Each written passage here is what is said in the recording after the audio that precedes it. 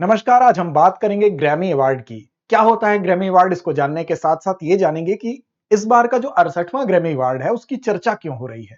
दरअसल इसकी सबसे पहले बात करते हैं चर्चा का कारण क्या है। तो चर्चा का कारण यह है कि भारत की तरफ से इस बार जो नामांकन हुए हैं उन नामांकनों की वजह से इसकी चर्चा भारत के परिप्रेक्ष्य में अगर देखें तो ज्यादा हो रही है, भारत में ज्यादा हो रही है, क्योंकि भारत की तरफ से इसमें जो नामांकन हुआ है उसमें साउंड्स ऑफ कुंभ नाम का एक एल्बम है, उसका भी नामांकन हुआ है, जो कि वस्तुतः इसका नाम ही साउंड्स ऑफ कुंभ है, यानी कि कुंभ से प्रभावित है, कुंभ से प्रेरित है।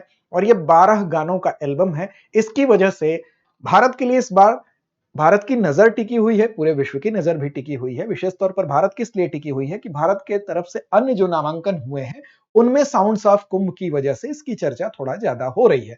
तो आइए देखते हैं कि क्या होता है ग्रैमी पुरस्कार और क्यों है इसकी चर्चा। तो चर्चा का कारण तो आप समझ गए, किस श्रेणी में इसका नामांकन हुआ है। तो इसकी अगर हम बात करें तो साउंड्स ऑफ कुंभ की अगर बात करें तो इसका नामांकन हुआ है सर्वश्रेष्ठ वैश्विक संगीत एल्बम के रूप में, यानी कि बेस्ट ग्लोबल म्यूजिक एल्बम श्रेणी में इसका नामांकन हुआ है।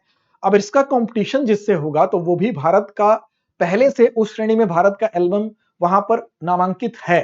अब किससे मुकाबला होगा तो अनुष्का शंकर का वहां पर एल्बम है। इसके अलावा अगर आप देखें तो भारत का ही जो भारतीय फ्यूजन बैंड शक्ति है उसका भी नामांकन हुआ है इस श्रेणी में। तो भारत के लिहाज से ये एक बड़ी अच्छी खबर है, क्योंकि जब इतने नामांकन हैं इस श्रेणी में तो कोई ना कोई भारतीय विजेता होने की संभावना बढ़ जाती है।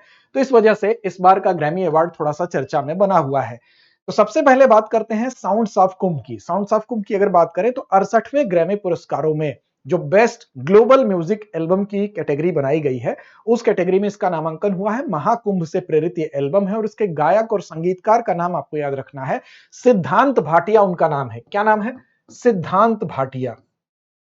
और देखिए जो सिद्धांत भाटिया है, इस एल्बम को बनाने में अगर हम बात करें तो 50 से ज्यादा कलाकारों का सहयोग लिया गया है। इसमें 12 गानों का ये एल्बम है। इसमें कितने गाने हैं? 12 गाने हैं। अब इस एल्बम को तैयार करने में अगर हम देखें तो मुख्य भूमिका जो रही है, यानी मुख्य प्रभाव इस एल्बम को तैयार होने में जो रहा है वो महाकुंभ मेले का रहा है, क्योंकि ये जो संगीतकार हैं, जो सिद्धांत भाटिया हैं, उसी से प्रेरित रहे हैं। और इसमें आध्यात्मिक जो ध्वनियां होती हैं उसको इन्होंने केंद्र में रखा है। आध्यात्मिक ध्वनियों का मतलब चाहे वो मंदिर की घंटियां हो गई, चाहे वो वैदिक मंत्रोच्चार हो गए, या कुंभ प्रयागराज की जो सीनरीज हो गई, इसकी वीडियोग्राफी भी काफी चर्चित रही है। इसके अलावा इसमें जो भी आप कह सकते हैं कि कंपोजिशन से लेकर इसके म्यूजिक से लेकर हर चीज में जो रोल रहा है और जो छाप रही है वो किसकी रही है? तो महाकुंभ जो प्रयागराज में आयोजित किया गया था उसकी पूरी की पूरी छाप इसमें रही है। अब ये देखना है कि इसके माध्यम से जो प्राचीन आध्यात्मिकता को यहां पर वैश्विक संगीत के मंच पर ले आने का जो प्रयास किया गया है उसको कहां तक सफलता मिलती है। फिलहाल परंपरा और आधुनिकता का संगम यहां पर जरूर दिखाई देता है, क्योंकि जिस मंच पर, यानी कि ग्रैमी अवार्ड के जिस मंच के अंतिम नामांकन में इसने अपना स्थान बनाने में सफलता हासिल कर ली है, तो वहां पर यह तो कहा ही जा सकता है कि इसकी जो गूंज है वो वैश्विक मंच तक सुनाई दे चुकी है। अब ये अगर जीतता है तो भारत के लिए, भारत की आध्यात्मिक पहचान के लिए ये एक महत्वपूर्ण बात तो होगी ही। अब देखिए इसके अलावा अगर हम बात करें तो इसके अलावा जो सर्वश्रेष्ठ वैश्विक संगीत प्रदर्शन एक कैटेगरी होती है, उसमें एकल रूप से अनुष्का शंकर भी उसमें डे ब्रेक के लिए नामांकित हैं। यानी कि अनुष्का शंकर भी, इनका भी नामांकन हुआ है। इनका नाम भी आपको याद रखना है, अनुष्का शंकर का। इन्होंने पहले ये पुरस्कार जीतने में सफलता अर्जित कर ली थी। अब डे ब्रेक के माध्यम से इन्होंने जो है एकल प्रदर्शन के लिए जो कैटेगरी आपको बताई गई अभी कि जो वैश्विक सर्वश्रेष्ठ संगीत प्रदर्शन की एक कैटेगरी होती है उसमें डे ब्रेक के माध्यम से इनका नामांकन हो चुका है। सर्वश्रेष्ठ वैश्विक संगीत जो एल्बम के रूप में अगर हम बात करें जिसमें कि आपका साउंड्स ऑफ कुंभ है, इस श्रेणी में भी अनुष्का शंकर का नामांकन है। किसके लिए है? तो chapter 3 we return to light, याद रखिएगा, chapter 3 we return to light, इसके लिए नामांकन हो चुका है। यानी कि ये दूसरी आपकी कह सकते हैं भारत की तरफ से ये दूसरा नामांकन देख लीजिए।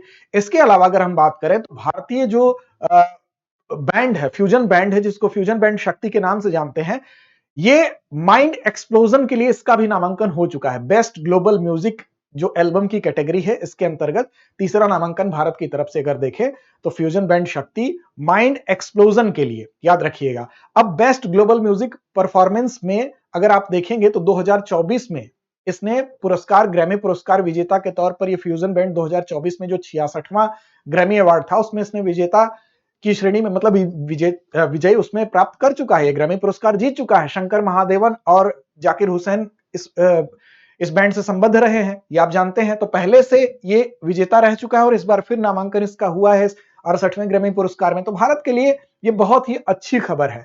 अब देखिए, इन सारी अच्छी खबरों के बीच में हमें ये जानना जरूरी है कि क्या होता है ग्रैमी अवार्ड। तो आप ये तो जान गए कि संगीत की श्रेणी में ये पुरस्कार दिया जाता है और वैश्विक रूप से अगर हम देखें तो ये बहुत महत्वपूर्ण पुरस्कार है। मूल रूप से इसका नाम क्या है, तो ग्रामोफोन पुरस्कार इसको मूल रूप से कहा जाता है। मूल रूप से इसको क्या कहा जाता था, ग्रामोफोन पुरस्कार। तो इसका मूल नाम क्या है, ग्रामोफोन। क्यों यहां पर आप देख रहे हैं कि क्योंकि पुरस्कार के रूप में जो प्रदान किया जाता है वो स्वर्ण का ग्रामोफोन दिया भी जाता है, जो इसका प्रतीक है।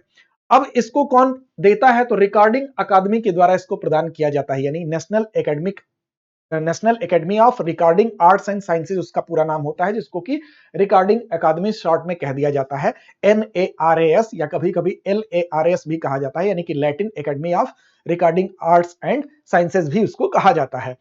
अब प्रतिवर्ष यानी कि हर साल ये पुरस्कार प्रदान किया जाता है। अब यहां पर देखिए, ये पुरस्कार अगर देखेंगे, पुरस्कारों की एक श्रृंखला होती है। इसमें अगर हम बात करें कि जो LARS यानी कि जो Latin academy of Recording Arts and sciences जो होता है, वो लैटिन, अगर हम बात करें तो स्पेनिश और पुर्तगाली ये दो भाषाएं होती हैं, उस भाषा में अगर रिकॉर्डिंग कोई एल्बम रिकॉर्ड है तो उसको LARS के द्वारा ये पुरस्कार दिया जाता है। इसमें क्या मिलता है, तो आप ये चित्र में देख रहे हैं कि ग्रामोफोन की एक स्वर्ण प्रतिमा प्रदान की जाती है। और शुरुआत इसकी कब हुई थी, तो शुरुआत हुई थी इसकी 1959 में, याद रखिएगा 1959 में इसकी शुरुआत हुई थी, स्थापना हुई थी हम कह सकते हैं। बेसिकली 1958 में जो कलाकार थे उनके प्रदर्शनों को देखते हुए इसकी शुरुआत 1959 में की गई थी, उन्हीं को पुरस्कृत करने के लिए। अब यहां पर इस पुरस्कार की अगर हम बात करेंगे तो एक वर्ष में असाधारण कार्य के लिए सम्मानित किया जाता है संगीत के क्षेत्र में। अगर संगीत के क्षेत्र में अगर आपने बहुत बढ़िया काम किया है तो रिकॉर्डिंग एकेडमी हर वर्ष इस पुरस्कार को देती है। इसमें कई श्रेणियां हो गई, जैसे पॉप श्रेणियां हो गई, रॉक श्रेणी हो गई, क्लासिकल श्रेणी हो गई, जैज हो गया, हिप हॉप हो गया, ऐसी तमाम श्रेणियों में लगभग 25 से के आसपास श्रेणियां हैं, उसमें ये पुरस्कार दिए जाते हैं। इन पुरस्कारों में अगर हम बात करेंगे तो सामान्य रूप से मुख्य तौर पर 4 श्रेणियां बनाई गई, 4 कैटेगरी बनाई गई है। जैसे एल्बम ऑफ द ईयर दिया जाता है, कौन पूरे साल का सबसे बेस्ट एल्बम रहा है। रिकॉर्ड ऑफ द ईयर दिया जाता है, यानी कि पूरे साल में किस गाने ने रिकॉर्ड बना दिया, रिकॉर्ड ऑफ द ईयर का उसको पुरस्कार दिया जाएगा। सॉन्ग ऑफ द ईयर, कौन सा गाना पूरे वर्ष का सबसे बेस्ट गाना रहा, तो संगीत के लिहाज से तो सॉन्ग ऑफ ईयर हो जाएगा एक पुरस्कार। और सर्वश्रेष्ठ नए कलाकार को भी एक पुरस्कार दिया जाता है। तो सामान्य रूप से इसकी 4 श्रेणियां होंगी, album of the year, record of the year, song of the year और सर्वश्रेष्ठ नए कलाकार को सम्मानित किया जाता है।